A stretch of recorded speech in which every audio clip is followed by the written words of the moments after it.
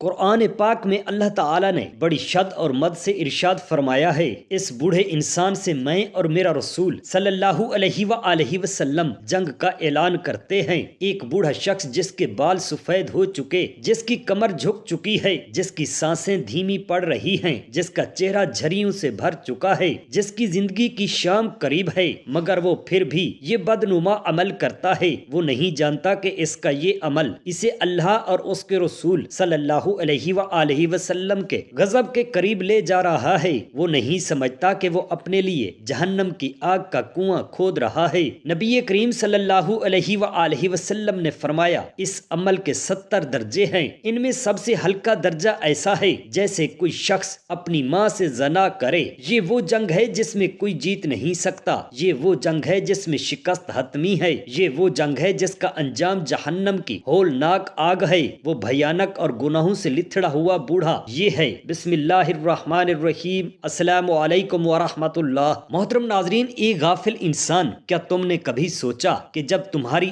آخری سانسیں چل رہی ہوں گی، تمہاری آنکھیں پتھرا جائیں گی، تمہارا جسم ٹھنڈا ہو جائے گا اور تمہاری روح سینے میں گھٹنے لگے گی، تب تمہاری دولت سے کمائے گئے محلات تمہیں موت کے منہ سے بچا سکیں گے؟ نہیں، اس وقت تمہارے اپنے ہی ہاتھ بے جان ہو جائیں گے، زبان لڑکھڑا جائے گی اور دل خوف سے لرز اٹھے گا، مگر کوئی تمہیں بچانے والا نہیں ہوگا۔ سوچو، کیا تم اللہ سے جنگ جیت سکتے ہو؟ کیا تم قیامت کے دن اللہ کے غضب کا سامنا کر سکو گے؟ کیا تم پل صراط پر اس بد نصیبی کے ساتھ چل سکو گے کہ تم نے اللہ کے خلاف اعلان جنگ کیا تھا؟ اگر نہیں تو ابھی توبہ کر لو، ورنہ ایک دن ایسا آئے گا جب پچھتاوا بھی تمہیں جہنم کی آگ سے نہ بچا سکے گا۔ یہ الفاظ سوچو، دل پر ہاتھ رکھو اور سوچو، اگر کسی کے سامنے یہ کہا جائے کہ فلاں شخص نے اپنی ماں کے ساتھ زنا کیا تو کیسا زلزلہ طاری ہو جائے گا، خون کھولنے لگے گا، غصے سے آنکھیں سرخ ہو جائیں گی، غیرت سے روح کانپ اٹھے گی۔ مگر کیا تم نے کبھی یہ سوچا کہ یہ عمل کرنے والے کے لیے نبی کریم صلی اللہ علیہ وآلہ وسلم نے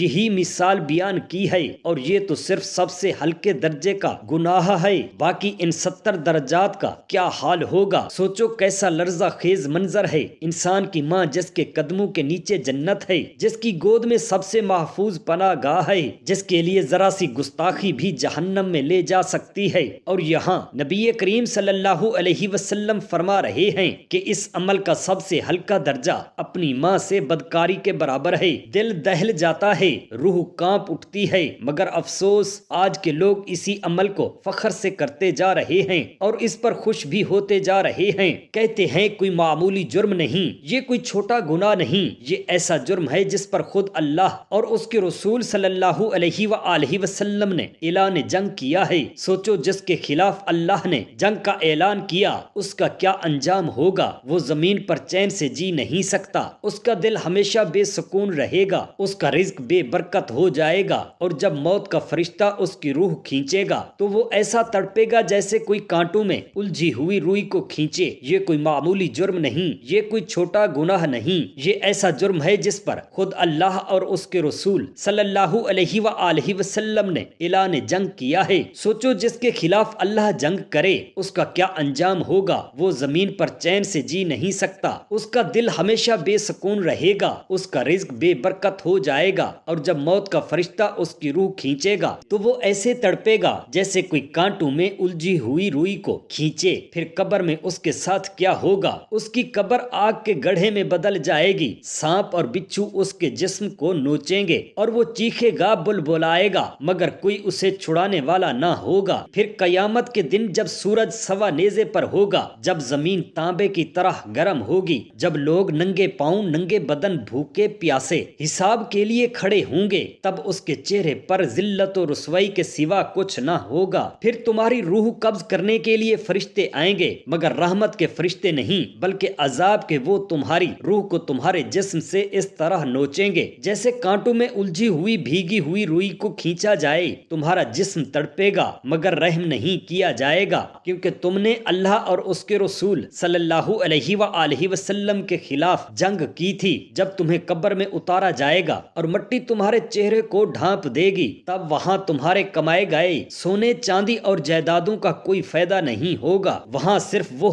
دو فرشتے آئیں گے جن کی آواز اور شکل ایسی خوفناک ہوگی کہ مردہ انسان بھی کانپ جائے۔ اگر تم حرام کی کمائی میں ملوث تھے تو جواب میں تمہاری زبان بند ہو جائے گی اور تم پر قبر کی زمین تنگ کر دی جائے گی، یہاں تک کہ تمہاری پسلیاں ایک دوسرے میں پیوست ہو جائیں گی۔ قبر اندھیری ہوگی، سانپ اور بچھو تمہیں کاٹیں گے اور ہر لمحہ تم پر عذاب بڑھتا چلا جائے گا۔ اور یہ تو صرف شروعات ہے، قیامت کا دن اس سے بھی زیادہ ہولناک ہوگا۔ جب سور پھونکا جائے گا، زمین کانپے گی، پہاڑ ریزہ ریزہ ہو جائیں گے، سورج سوا نیزے پر ہوگا اور لوگ ننگے بھوکے اور پیاسے میدان حشر میں کھڑے ہوں گے۔ گنہگار لوگوں کے چہرے کالے ہوں گے، ان کے پیٹ اتنے بڑے ہوں گے جیسے سانپوں سے بھرے ہوئے ہوں، اور وہ گندگی کے جوہڑ میں اوندھے منہ گرتے رہیں گے۔ اللہ کا غضب ان پر ٹوٹے گا، فرشتے انہیں کوڑے ماریں گے اور وہ پکاریں گے، ہائے ہماری بربادی! ایک کاش ہم نے اللہ اور اس کے رسول صلی اللہ علیہ وآلہ وسلم کی نافرمانی نہ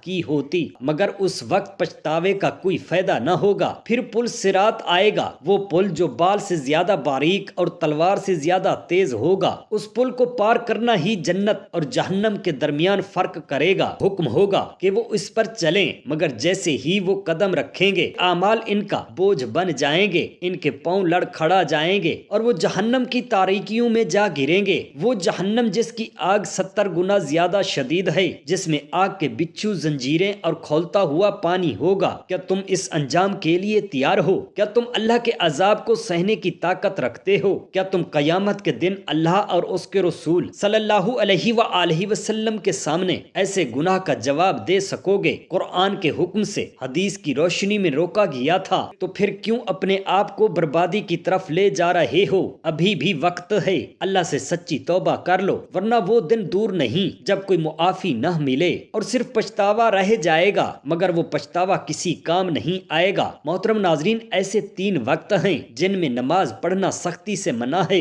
اور اگر کوئی ان اوقات میں نوافل ادا کرے تو اس کی نماز قبول نہیں ہوتی۔ حیرت کی بات یہ ہے کہ بہت سے لوگ ان باتوں سے بے خبر ہیں، وہ عبادت کر رہے ہوتے ہیں لیکن انہیں علم ہی نہیں ہوتا کہ وہ غلط وقت پر کھڑے ہیں۔ یہ 3 وقت وہ ہیں جب سورج طلوع ہو رہا ہوتا ہے، جب سورج عین سر پر ہوتا ہے اور جب سورج غروب ہو رہا ہوتا ہے۔ یہ 3 لمحات ایسے ہیں جن میں نفل نماز پڑھنا سختی سے ممنوع ہے، اور اس کی وجوہات بھی نہایت حیران کن ہیں۔ آپ کو جان کر حیرانی ہوگی کہ یہ وہ اوقات ہیں جن میں مشرکین اپنے جھوٹے خداؤں کو سجدہ کیا کرتے تھے، اور نبی کریم صلی اللہ علیہ وآلہ وسلم نے ہمیں ان کے طریقوں سے بچانے کے لیے ان لمحات میں نماز پڑھنے سے منع فرمایا ہے۔ آپ سوچ رہے ہوں گے کہ اگر نیت اللہ کی رضا کی ہو تو پھر وقت کا کیا مسئلہ، لیکن یاد رکھیں دین اسلام مکمل ضابطۂ حیات ہے، یہاں ہر چیز کے پیچھے ایک حکمت ہے۔ اگر اللہ اور اس کے رسول صلی اللہ علیہ وآلہ وسلم نے کسی چیز سے روکا ہے تو اس میں کوئی نہ کوئی راز چھپا ہے، اور اگر ہم اس راز کو سمجھے بغیر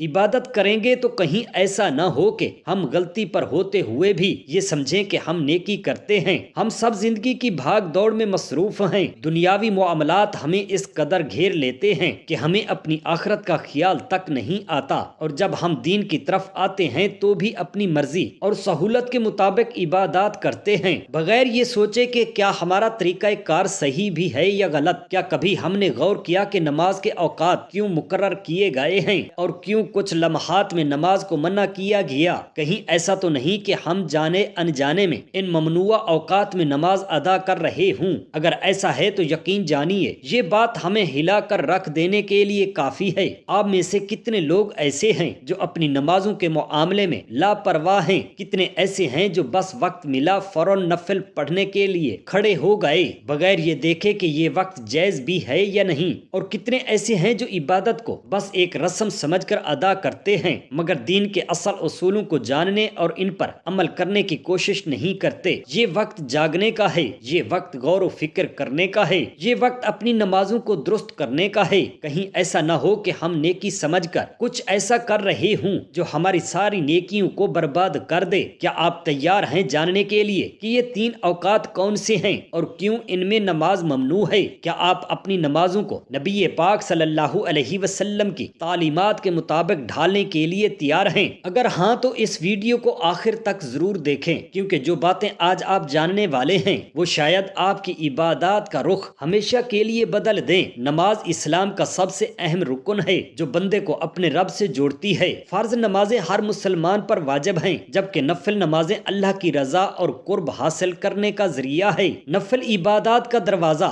ہر وقت کھلا رہتا ہے، لیکن کچھ اوقات ایسے بھی ہیں جن میں نوافل پڑھنا منع ہے۔ بہت سے لوگ لا علمی میں ان اوقات میں نماز ادا کرتے ہیں، جبکہ نبی کریم صلی اللہ علیہ وسلم نے واضح طور پر ان اوقات میں نوافل پڑھنے سے روکا ہے۔ کیا آپ جانتے ہیں کہ وہ کون سے 3 اوقات ہیں جن میں نماز پڑھنے سے سختی سے منع کیا گیا ہے؟ کیا آپ نے کبھی سوچا ہے کہ ان اوقات میں نماز کیوں منع ہے؟ اس کا پس منظر کیا ہے اور اس کی حکمت کیا ہے؟ شاید آپ ان باتوں کو عام سمجھ کر نظر انداز کر دیتے ہیں، لیکن آج جو حقائق آپ جاننے والے ہیں وہ آپ کو حیران کر دیں گے، کیونکہ یہ صرف عام سی ممانعت نہیں بلکہ اس کے پیچھے ایک گہری حکمت ہے جو آپ کی عبادات کو اللہ کے قریب لے جانے کے لیے کہیں دور نہ دھکیل دے۔ نبی کریم صلی اللہ علیہ وآلہ وسلم کی احادیث میں واضح طور پر ان اوقات کا ذکر کیا گیا ہے جن میں نماز پڑھنے کی ممانعت ہے۔ حضرت عقبہ بن عامر رضی اللہ تعالی عنہ روایت کرتے ہیں کہ نبی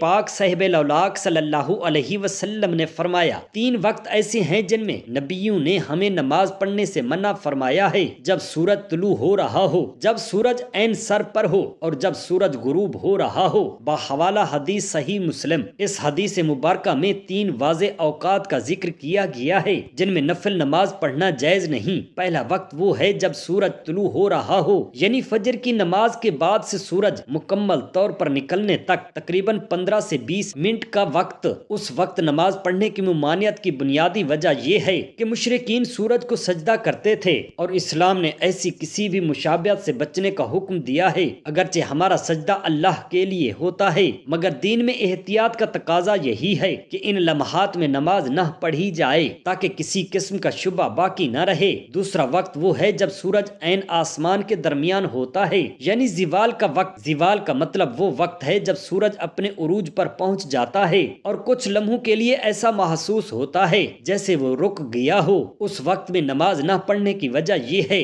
کہ یہ وقت دن اور رات کے بیچ ایک ایسا لمحہ ہوتا ہے جو غیر معین اور مخصوص ہوتا ہے۔ اسلام نے احتیاطی تدابیر کے طور پر اس وقت میں نماز کو ممنوع قرار دیا تاکہ کسی قسم کی بدعتی یا غیر شرعی عمل کا دروازہ نہ کھلے۔ تیسرا وقت وہ ہے جب سورج غروب ہو رہا ہو، یعنی مغرب کی اذان سے کچھ دیر پہلے۔ یہ وہ وقت ہوتا ہے جب دن رات میں بدل رہا ہوتا ہے، اور اس وقت مشرکین سورج کو رخصتی سجدہ کرتے تھے۔ نبی کریم صلی اللہ علیہ وآلہ وسلم نے ہمیں ان کے طریقوں سے بچانے کے لیے اس وقت نماز پڑھنے سے منع فرمایا۔ یہ 3 اوقات وہ ہیں جن میں نفل نماز پڑھنا جائز نہیں، اور ان میں فرض نماز کی قضا بھی نہیں پڑھی جا سکتی۔ البتہ اگر کوئی شخص ان اوقات میں مسجد میں داخل ہو تو تحیۃ المسجد بھی نہیں پڑھ سکتا، کیونکہ یہ اوقات مخصوص طور پر عبادت کے لیے منع کیے گئے ہیں۔ اب سوال یہ پیدا ہوتا ہے کہ ان اوقات میں نماز سے ممانعت کی حکمت کیا ہے؟ کیا اللہ تعالیٰ ان لمحات میں نماز قبول نہیں فرماتا؟ کیا کوئی خاص دینی یا سائنسی وجہ ہے جس کی بنا پر ان اوقات میں نماز منع کی گئی؟ ان سوالات کے جواب بہت اہم ہیں، کیونکہ جب ہمیں کسی عبادت کی حکمت معلوم ہو جائے تو اس پر عمل کرنا اور بھی آسان ہو جاتا ہے۔ سب سے پہلی اور بنیادی حکمت یہی ہے کہ ان اوقات میں مشرکین سورج کو سجدہ کرتے تھے،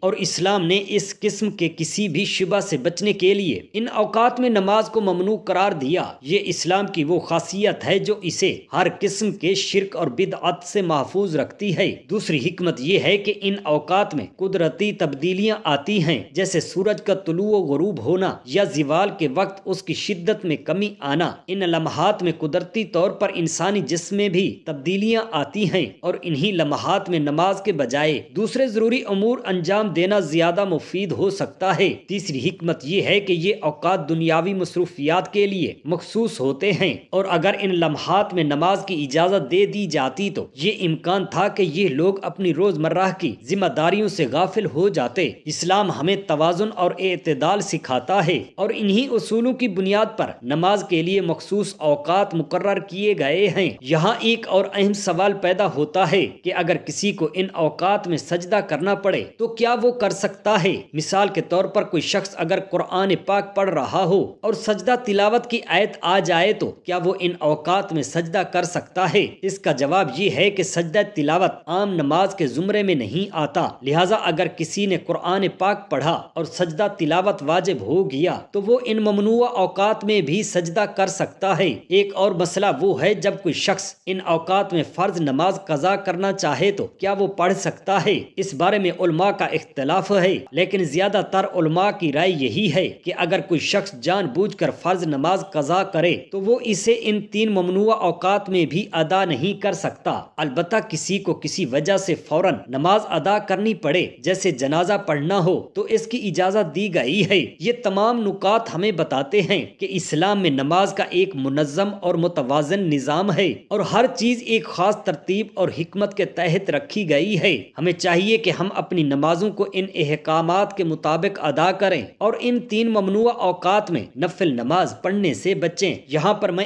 آپ سے ایک سوال کرنا چاہتا ہوں، کیا آپ اپنی نمازوں کے اوقات کی مکمل پابندی کرتے ہیں؟ کیا آپ کو معلوم تھا کہ ان 3 اوقات میں نوافل منع ہیں؟ اگر نہیں تو اب آپ کے پاس یہ موقع ہے کہ آپ اپنی عبادات کو درست کریں اور اپنی نمازوں کو نبی کریم صلی اللہ علیہ وآلہ وسلم کی سنت کے عین مطابق بنائیں۔ رسول اللہ صلی اللہ علیہ وآلہ وسلم نے فرمایا، اللہ تعالیٰ نے سود کھانے والے، کھلانے والے، لکھنے والے اور اس کے گواہوں پر لعنت فرمائی ہے۔ نبی کریم صلی اللہ علیہ وآلہ وسلم نے فرمایا، سود کے گناہ کے 70 درجے ہیں، ان میں سب سے ہلکا درجہ ایسا ہے جیسے کوئی شخص اپنی ماں سے زنا کرے۔ باحوالہ حدیث سنن ابن ماجہ۔ رسول اللہ صلی اللہ علیہ وآلہ وسلم نے فرمایا، میں نے معراج کی رات دیکھا کہ کچھ لوگ نہر میں تیر رہے ہیں اور ان کے منہ میں پتھر ٹھونسے جا رہے ہیں۔ میں نے پوچھا، اے جبرائیل، یہ کون لوگ ہیں؟ تو انہوں نے کہا، یہ سود خور لوگ ہیں، سود کھانے والا، کھلانے والا، لکھنے والا اور اس پر گواہ بننے والا، سب کے سب برابر کے گناہ میں شریک ہیں۔ اللہ تعالیٰ قرآن مجید میں فرماتے ہیں، اگر تم سود نہ چھوڑو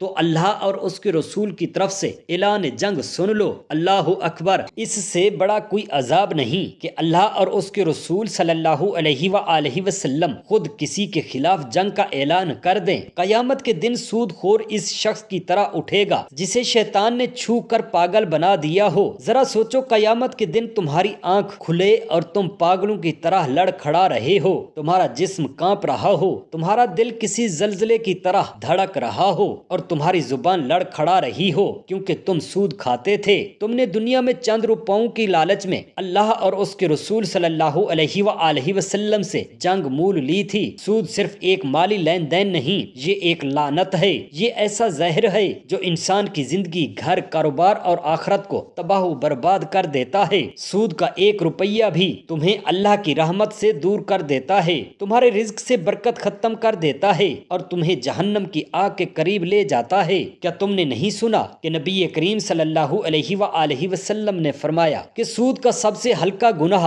اپنی ماں سے زنا کرنے کے برابر ہے؟ اللہ اکبر۔ سوچو یہ کتنا ہولناک جرم ہے۔ قرآن پاک کہتا ہے کہ جو سود لیتا ہے اور دیتا ہے وہ اللہ اور اس کے رسول صلی اللہ علیہ وآلہ وسلم سے جنگ کرتا ہے۔ کیا تم اللہ سے جنگ لڑنے کی طاقت رکھتے ہو؟ کیا تم جہنم کی وہ آگ سہ سکتے ہو جس کا ایندھن انسان اور پتھر ہوں گے؟ نہیں تو پھر کیوں اس راستے پر قدم رکھتے ہو جو بربادی کی طرف لے جاتا ہے؟ ابھی بھی وقت ہے، اپنے دل کو جھنجھوڑو، کانپ جاؤ، لرز جاؤ اور اس حرام کمائی سے باز آ جاؤ، ورنہ پچھتاوا بھی کام نہ آئے گا۔ سبحان اللہ۔ اللہ تعالیٰ سے دعا کرتے ہیں ہم تمام مسلمان بہن بھائیوں کو احکامات قرآن پاک اور حدیث نبوی صلی اللہ علیہ وآلہ وسلم پر چلنے والا بنائے۔ آمین یا رب العالمین۔ جزاک اللہ خیرا کثیرا۔